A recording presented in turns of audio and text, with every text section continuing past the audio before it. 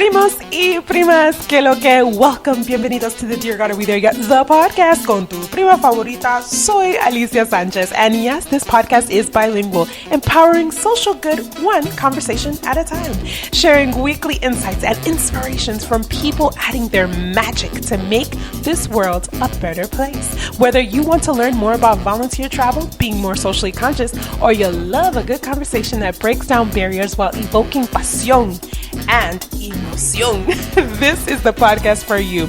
Grab a cafecito y vamos a hablar. Primos y primas, queloque. I have another amazing guest. I mean, we've been doing so good. Every week I've been bringing you guys some magical people that are using their passions to make changes in this world and to inspire people and motivate them, and just I'm just so grateful and so happy that season 3 is going amazing, especially with all these things with la coronavirus y la gente and the world. I'm just happy to be able to connect with some positivity. So today on my podcast, I have an amazing author, Thea Kvamme. And you know, it was so funny. She told me what her last name was, and I was like, wait, I need to know a little bit of story behind that last name. So before we get into anything, Thea Kvamme, is this your maiden name or your married name? It's my maiden name. Oh my gosh. And okay, so where does is it derived from, like, what country? I'm just very interested. It's Norwegian.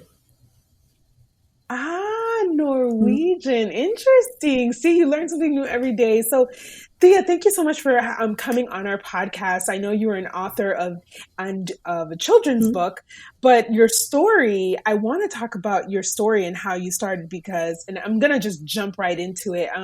I know that your mom had Alzheimer's, and I can relate. My grandmother passed away 2 years ago from it. And so tell me behind what inspired you. I know besides your mom which is horrible, but tell us a little bit about you and how you all started. Well, I've been writing pretty much since I can remember, but when she was getting bad, she had a mouse that she always kept with her to keep her comfortable. And we called him Mr. Mousy. And when she was close to her time, I said, Mr. Mousy is going to keep going on adventures. So I decided to turn him into the main character in the book.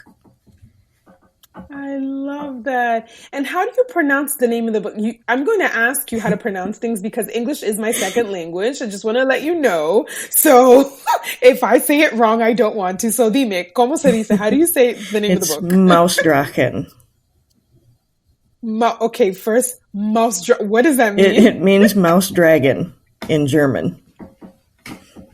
Oh, so that is interesting.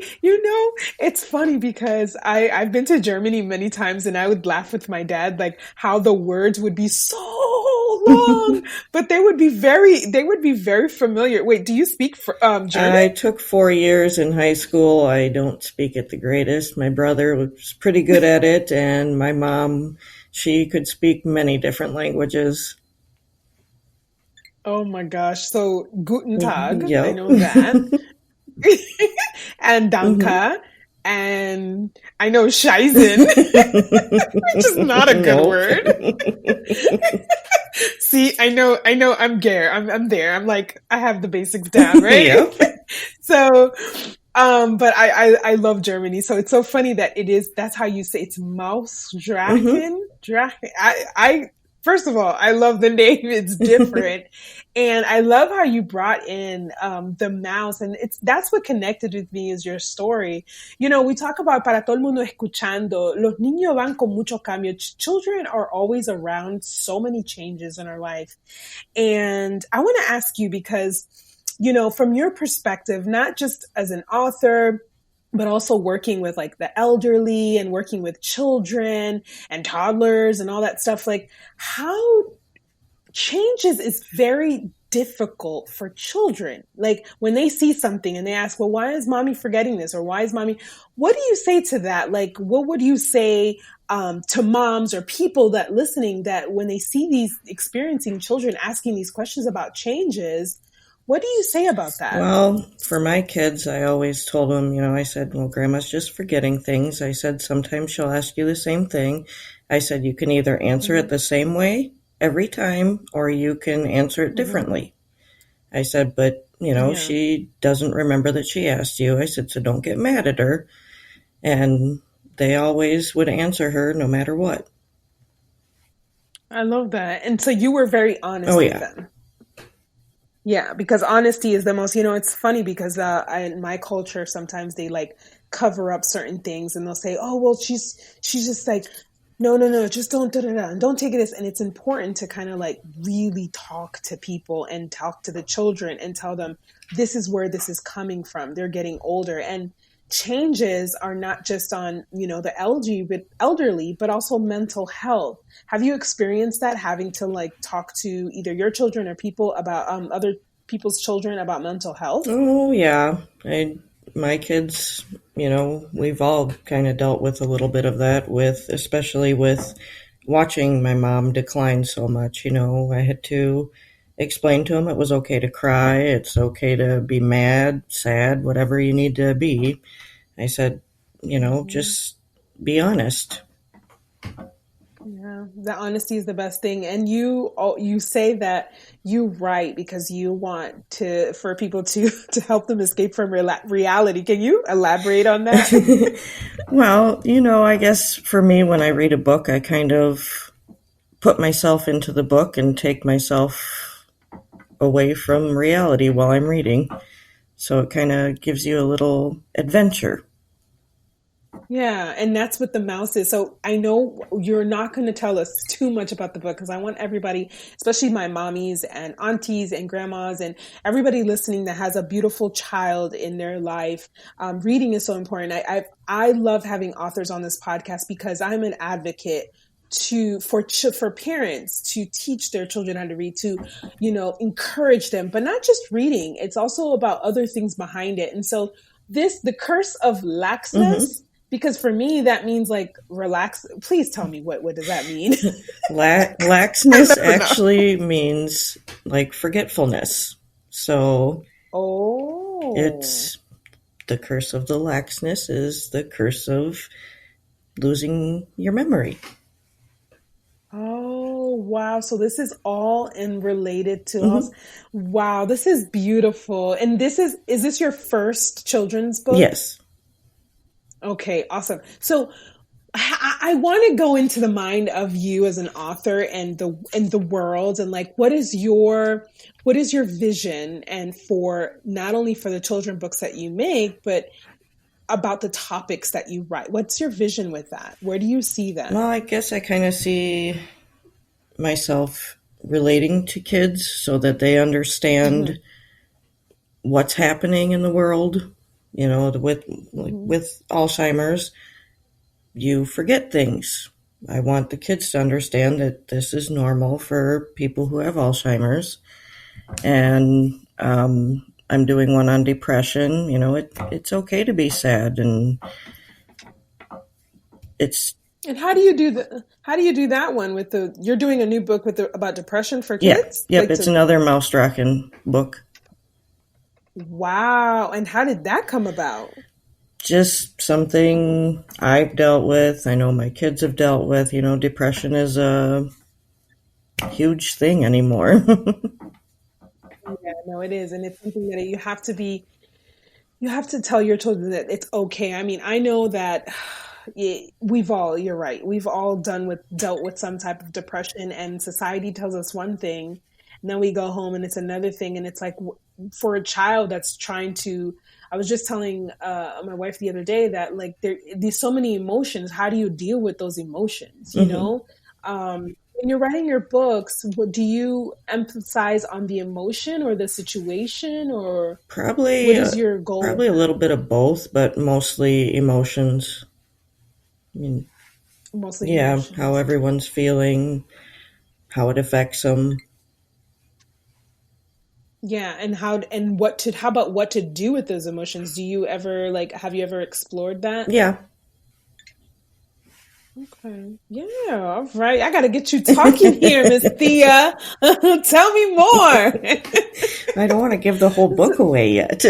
I know. You don't have to give the whole book away, but no, I definitely love that you're doing one on depression. I think that's we shouldn't have to wait till where our children are experiencing that, or until they get older and they realize, wow, I should have done this earlier. Mm-hmm. But is there something that you could, if for parents listening, escuchando hoy, what would you say to them that if they feel like their child is in that depression mode, there's one tip that you would give them I'd based on say everything that you're finding? look for the signs of them not wanting to do their favorite things, not wanting to engage, with the family.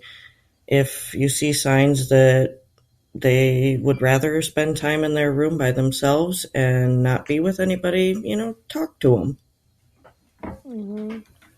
And also, if you feel like you can't probably talk to them, you find someone that they can talk to, Oh, right? yes. Oh, yes.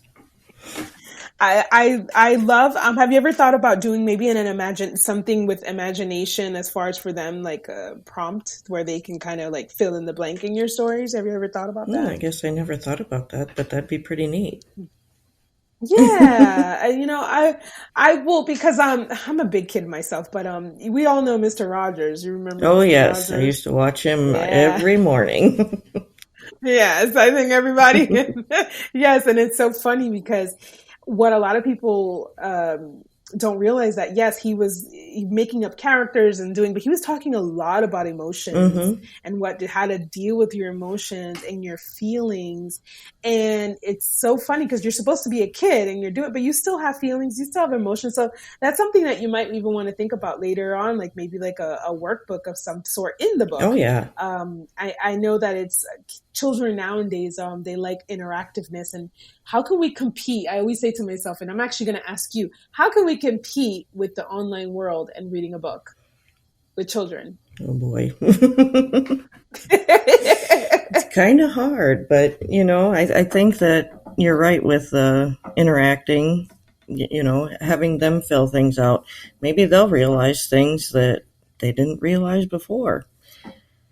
Yeah. And with online, it's kind of hard with online. I think a lot of kids go through a lot of cyberbullying. Yes, they go through a line. I think it's also, again, society. And if they, a little 10-year-old boy sees, he might not be great at football or basketball, and he might like science, and that's okay. And, they're bullying him because he's not great at football. How is he going to react? What is he going to do? And the choices. And it's so hard sometimes. Like, as a parent, my baby's only at 1 year old, and I'm just like, gosh, it's so hard. It's hard because as they get older, they say our children are not our children. They're there themselves. But as they grow up, they're going to be even more their personalities in their own ways. And we can't force them to be anything. We just want to guide them. Oh, yeah.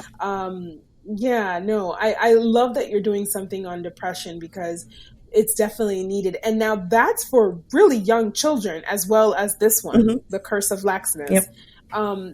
And do you think so tell me about the age range and why you decided the age range, like such early, like 4 years old? Well, I guess my kids were pretty young when my mom first got Alzheimer's. It was 2009 when she was diagnosed, so my youngest was only 2 years old. So, he kind of dealt with it up until 3 years ago. So I guess little kids need to have a way to understand too. Because it's very, very confusing for them. Why is Grandma angry? She was fine just a minute ago. Kind of just have to explain to them, well, this is kind of what happens with this disease. Grandma doesn't mean to act that way. It's just she forgets things, and it's hard for her. Sometimes she gets frustrated. Yeah. I know that, when my grandmother passed away, it's explaining to the children those emotions, but about life too. You understand life a little bit. It's sad, but you also understand life about mental health and diseases and just I think it's always a learning moment for children. I mean, you can't just box up a child and think, oh, well, don't share anything with them and then they'll figure it out. I think that sometimes can do a little bit more damage. Oh, yeah. Yeah. So I love that you were so open and honest, especially at that age, like you said. I want to thank you so much for everybody listening. These are books that we need in our homes, because although we might not have someone close to us that, with Alzheimer's, it is a huge thing. It is a huge issue. It's something people are doing every single day, trying to find a cure, trying to find it. And I have something really special coming in the future to support Alzheimer's and dementia, because it hits very home for me, for my grandmother that I love dearly.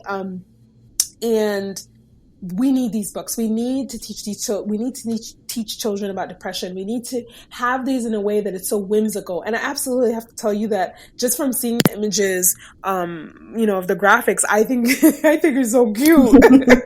It makes you just want to escape. So I'm going to have all the information, you guys, so you guys can check out the book and buy it for your children, even for yourselves. I mean, I buy children's books for myself sometimes just because I like to look at the pictures. I'm just like you. I like to escape. Yep. Whenever I can. Exactly. My last question I want to ask you, I like to ask all my guests a fun question. What is your superpower? My what would be yours? superpower? Yeah. What would be your superpower? Boy.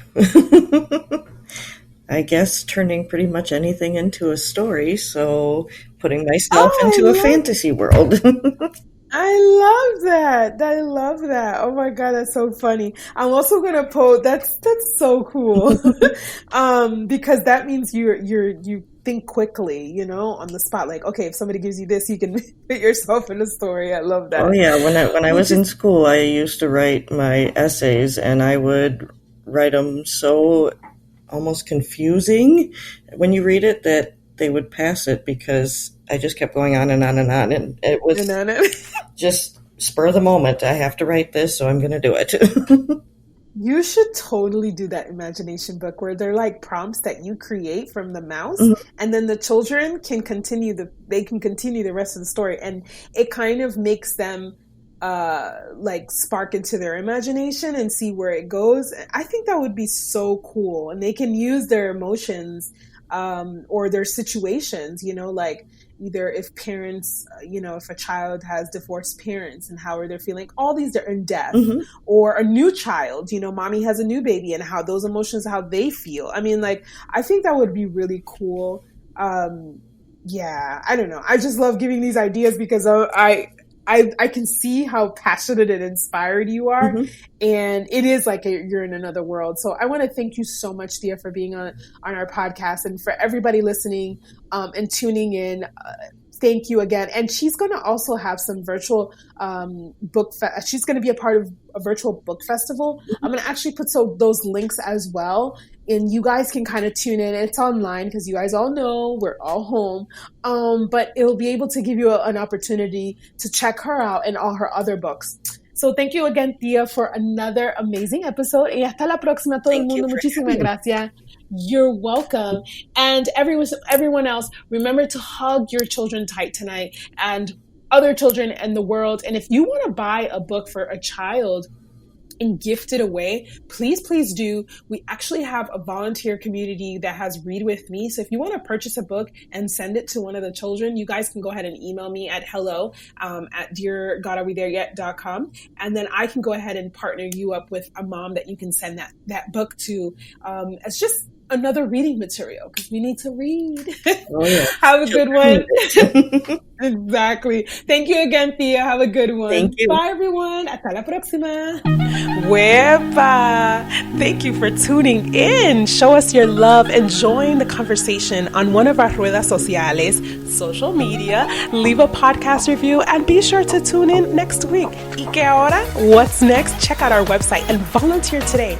We have so many virtual volunteer opportunities. And remember, you can be a part of the change in a changing world. Hasta la próxima.